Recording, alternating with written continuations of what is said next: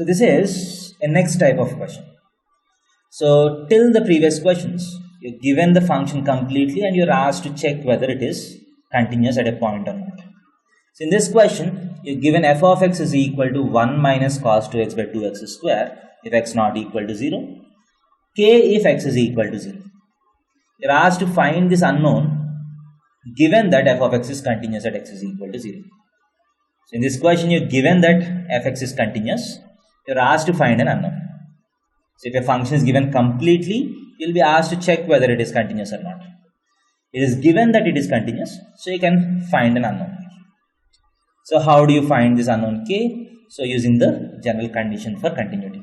So if the function is continuous at x is equal to 0, limit x tends to 0 plus f of x should be same as limit x tends to 0 minus f of x has to be same as f of 0. So in this question, on the right neighborhood of 0 and left neighborhood of 0, the function is same. The function is same. So you don't need to find two different limits.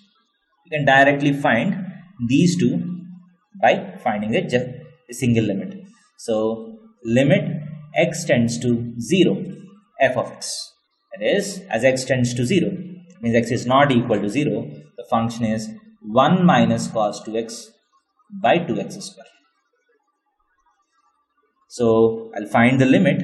So the limit is equal to limit x tends to 0. We have solved these types of questions in the topic of limits. So 1 minus cos 2x is 2 sine square x by 2x square. So 2 and 2 gets cancelled. So sine square x by x square. Sine square x by x square as x tends to 0. Sine x by x is 1. Sine x by x whole square is also equal to 1. So this is equal to 1.